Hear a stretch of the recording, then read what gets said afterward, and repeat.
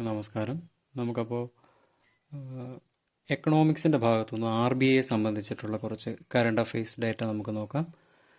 വരുന്ന degree preliminary എക്സാമുകൾക്കും ഫോഴ്സിൻ്റെ പരീക്ഷകൾക്കും ഒരുപോലെ ഉപയോഗപ്രദമാകുന്ന രീതിയിലാണ് നമ്മുടെ ഈ ഒരു സെക്ഷൻ നമ്മൾ തീർത്തിട്ടുള്ളത്. അപ്പോൾ RBI ഇൻ കറണ്ട് അഫെയർസ് എന്നൊരു മേഖലയാണ് നമ്മൾ നോക്കാം. RBIയുടെ 90-ാം വാർഷികത്തോടനുബന്ധിച്ച് ഓർക്കുക, RBIയുടെ 90-ാം വാർഷികത്തോടനുബന്ധിച്ച് കേന്ദ്ര സർക്കാർ പുറത്തിറക്കിയ നാണയം എത്ര രൂപയുടെ എന്നുള്ളതാണ് ചോദ്യം. ഓർത്തിരിക്കുക, 90 രൂപ നാണയമാണ് RBIയുടെ 90-ാം വാർഷികത്തോടനുബന്ധിച്ച് കേന്ദ്ര സർക്കാർ പുറത്തിറക്കിയത് 90 രൂപ നാണയം. RBI പുറത്തിറക്കിയ അതിൻ്റെ ഡിജിറ്റൽ കറൻസി ഏത് പേരിൽ അറിയപ്പെടുന്നു? RBIയുടെ ഡിജിറ്റൽ കറൻസിയുടെ പേര് ഡിജിറ്റൽ റുപ്പേ അഥവാ ഇ റുപ്പേ എന്ന പേരിലാണ് അത് അറിയപ്പെടുന്നത്. ഡിജിറ്റൽ റുപ്പേ അഥവാ ഇ റുപ്പേയാണ് RBIയുടെ അടുത്തിടെ പുറത്തിറക്കിയ ഡിജിറ്റൽ കറൻസി.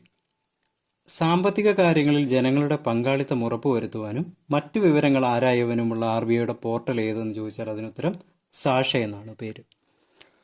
RBI അടുത്തിടെ ആരംഭിച്ച ഒരു വെബ് പോർട്ടലാണ് സാഷ. അതിൻ്റെ ഉദ്ദേശം എന്ന് പറഞ്ഞാൽ സാമ്പത്തിക കാര്യങ്ങളിൽ ജനങ്ങളുടെ പങ്കാളിത്തം ഉറപ്പുവരുത്തുവാനും മറ്റു വിവരങ്ങൾ ആരായവനുമുള്ള RBIയുടെ പോർട്ടലാണ് സാഷ.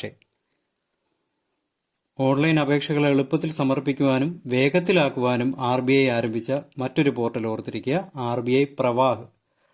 RBI പ്രവാഹിന്റെ ലക്ഷ്യം എന്ന് പറയുന്നത് ഓൺലൈൻ അപേക്ഷകൾ എളുപ്പത്തിൽ സമർപ്പിക്കുവാനും വേഗത്തിലാക്കുവാനും RBI ആരംഭിച്ച പോർട്ടലാണ് RBI പ്രവാഹ്. അടുത്ത് നോക്കാം. സർക്കാർ നിയന്ത്രണത്തിലുള്ള കടപ്പത്രങ്ങളും മറ്റും വാങ്ങുന്നതിനായിട്ടും വിൽക്കുന്നതിനായിട്ടും RBI പുറത്തിറക്കിയ മൊബൈൽ ആപ്ലിക്കേഷൻ ആണെങ്കിൽ ഏതാണ്?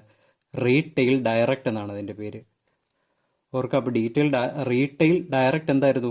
സർക്കാർ നിയന്ത്രണത്തിലുള്ള കടപ്പത്രങ്ങൾ അവ വാങ്ങുവാനും വിൽക്കുവാനും RBI പുറത്തിറക്കിയ ഒരു മൊബൈൽ ആപ്ലിക്കേഷനാണ് ഇത് റീറ്റെയിൽ ഡയറക്റ്റ് എന്ന് പറയുന്നത്.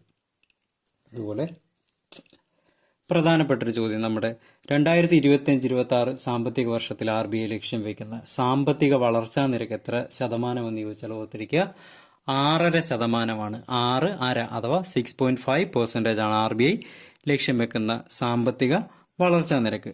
ലോകത്തിലെ ഏറ്റവും മികച്ച കേന്ദ്ര ബാങ്ക് മേധാവിയായി തുടർച്ചയായി 2ാം വർഷവും തിരഞ്ഞെടുക്കപ്പെട്ടത് ആര് എന്നുള്ള ചോദ്യത്തിന്റെ ഉത്തരം RBIയുടെ മുൻ ഗവർണറായിരുന്ന ശ്രീ ശക്തികാന്ത ദാസ് ആയിരുന്നു. അപ്പോൾ അദ്ദേഹത്തെയാണ് ലോകത്തിലെ ഏറ്റവും മികച്ച കേന്ദ്ര ബാങ്കിന്റെ മേധാവിയായി തുടർച്ചയായി 2ാം വർഷവും തിരഞ്ഞെടുത്തത് ശക്തികാന്ത ദാസിനെയാണ്. അടുത്ത ചോദ്യം, ഡിജിറ്റൽ സാമ്പത്തിക തട്ടിപ്പുകൾ കണ്ടെത്തുന്നതിനും അവ തടയുന്നതിനും RBI അവതരിപ്പിച്ച AI സംവിധാനം ഏത് പേരിൽ അറിയപ്പെടുന്നു എന്ന് ചോദിച്ചാൽ ഓർത്തിരിക്കുക, മ്യൂൾ ഹണ്ടർ AI എന്ന പേരിലാണ് അറിയപ്പെടുന്നത്. മ്യൂൾ ഹണ്ടർ AI അപ്പോൾ എന്തായിരുന്നു? ഡിജിറ്റൽ സാമ്പത്തിക തട്ടിപ്പുകൾ തടയുന്നതിനും RBI അവതരിപ്പിച്ച AI സംവിധാനമാണ് മ്യൂൾ ഹണ്ടർ AI.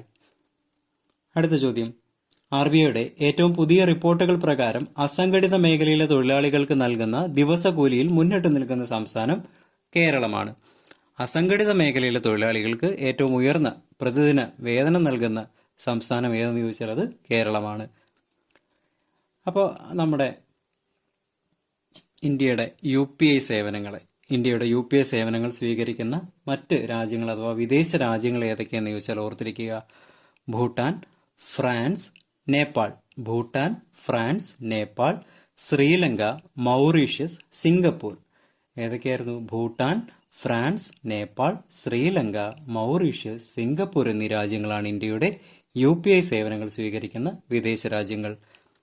അതിന് സമാനമായ മറ്റൊരു ചോദ്യം, ഇന്ത്യയുടെ ഡിജിറ്റൽ പേയ്മെന്റ് സംവിധാനമായ UPI ഏർപ്പെടുത്തിയ ചരിത്ര സ്മാരകം ഏത്? അപ്പോൾ ഇന്ത്യയുടെ ഡിജിറ്റൽ പേയ്മെന്റ് സംവിധാനമായ UPI ഏർപ്പെടുത്തിയ ചരിത്ര സ്മാരകം ഏതെന്ന് ചോദിച്ചാൽ അത് ഏഫൽ ടവർ, പാരീസിലെ ഏഫൽ ടവറിലാണത് ഏർപ്പെടുത്തിയെന്നുള്ള കാര്യം കൂടെ ഓർത്തിരിക്കുക. അപ്പോൾ ഈ ഒരു ക്ലാസ് എല്ലാവർക്കും ഉപയോഗപ്രദമായെന്ന് വിശ്വസിക്കുന്നു. നിങ്ങൾ ഡേറ്റ അഥവാ നമ്മുടെ ഈ നോട്ട് എഴുതിയെടുത്ത് പഠിക്കുക.